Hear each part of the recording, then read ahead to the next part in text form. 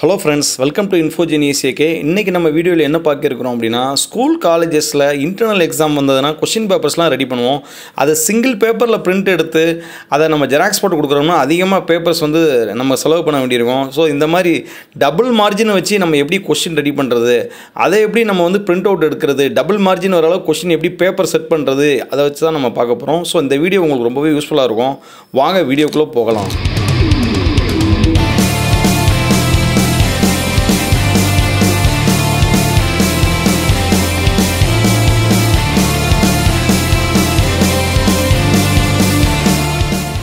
So, நம்ம question paper ready பண்றதுக்காக blank ஒரு டாக்குமெண்ட் வந்து நான் ஓபன் பண்ணிக்கிறேன். சோ அந்த blank அந்த டாக்குமெண்ட் ஓபன் பண்ணதுக்கு அப்புறம் பேஜ் லேஅவுட் ஆப்ஷன்ல முதல்ல நீங்க அந்த ஓரியன்டேஷன் வந்து லேண்ட்ஸ்கேப்க்கு மாத்தணும். அந்த ஓரியன்டேஷன் நான் லேண்ட்ஸ்கேப் வச்சுக்கிறேன். அதுக்கு அப்புறம் மார்ஜின்ல வந்து நேரோன்னு கொடுங்க. இந்த மார்ஜின்ல ஆப்ஷன்ஸ் நேரோன்னு இருக்கும். சோ அந்த ஆப்ஷன் நீங்க चूஸ் பண்ணுங்க. அதுக்கு அப்புறம் நீங்க வந்து சைஸ் பேப்பரோட சைஸ் நீங்க A4ல வைக்கணும். அதுக்கு அப்புறம் அந்த பேப்பர்ல வந்து நடுவுல அந்த கோடு வரணும் மார்ஜின். சோ அதனால நீங்க அந்த காலம்ஸ்ல போய் நீங்க டபுள் காலம்ஸ் चूஸ் பண்றீங்க. டபுள் காலம்ஸ் चूஸ் பண்ணதுக்கு அப்புறம் நடுவுல ஒரு ஸ்ப்ளிட் பண்ணனும் இல்லையா? சோ அதனால அந்த லைன் பிட்வீன் இருக்கிற இடத்துல ஒரு கிளிக் பண்ணிக்கோங்க. அத கிளிக் பண்ணிட்டு ஓகே கொடுத்தீங்கன்னா நீங்க क्वेश्चन பேப்பர் டைப் பண்ணும்போது அது நடுவுல இருக்கிற லைன் வந்து வரும். சோ இப்போ நம்ம வந்து क्वेश्चन பேப்பர்ஸ் வந்து நம்ம டைப் பண்றதுக்கு முன்னாடி நம்ம ஃபாண்ட் சைஸ் என்ன ஃபாண்ட்ல டைப் பண்ண போறோம் எல்லாத்தையும் நான் चूஸ் பண்ணிக்கிறேன். So அதுக்கப்புறம் நான் வந்து क्वेश्चन பேட்டர்ன் வந்து என்ன ஸ்டைல்ல நான் ஃபாலோ பண்ண போறேன்னா கம்ப்ளீட்டா அந்த क्वेश्चन பேட்டர்னை வந்து நான் டைப் பண்ணிக்கிறேன். சோ இங்க क्वेश्चन பேட்டர்ன்ல பார்ட் A இருக்க போகுது, பார்ட் B இருக்க போகுது, பார்ட் C இருக்க போகுது.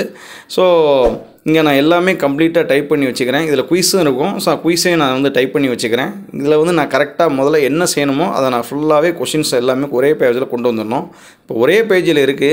இப்போ இது என்ன பண்ணனும் அப்படினா நமக்கு டபுள் क्वेश्चन பேப்பர்ஸ் வந்து நம்ம வைக்க வேண்டியிருக்கு. சோ நான் ரெண்டாவது மார்ஜினுக்கு இந்த பக்கம் இருக்குறது அப்படியே நான் நெக்ஸ்ட் பேஜுக்கு கொண்டு வந்துறேன்.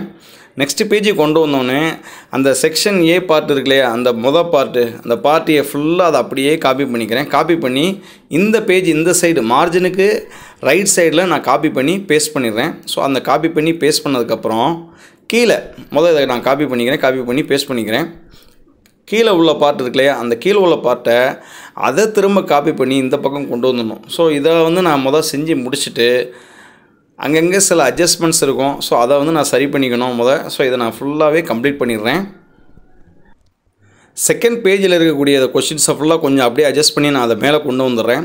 சோ இப்போ நான் மேல கொண்டு வந்த உடனே எனக்கு இந்த क्वेश्चन பேப்பர்ஸ்ல பாருங்க இந்த ரெண்டு பேஜ் இருக்கும். இந்த ரெண்டு பேஜ்ல ஃபர்ஸ்ட் பேஜ்ல வந்து செக்ஷன் A இருக்கும். செகண்ட் பேஜ்ல வந்து செக்ஷன் B அதுக்கு கீழ இருக்கக்கூடிய குயிஸ் இந்த மாதிரி இருக்கும். சோ இதற்கு அப்புறம் நான் என்ன பண்ணனும்னா அங்கங்க சில அட்ஜஸ்ட்மென்ட் பண்ணனும். இந்த முடியும்போது எண்டிங்ல ஒரு டாட் கொடுப்பாங்கலையா ஸ்டார் டாட் மாதிரி அந்த மாதிரி நான் அத கொடுத்து ரெண்டு பக்கமுமே அத அட்ஜஸ்ட் பண்ணிக்கிறேன்.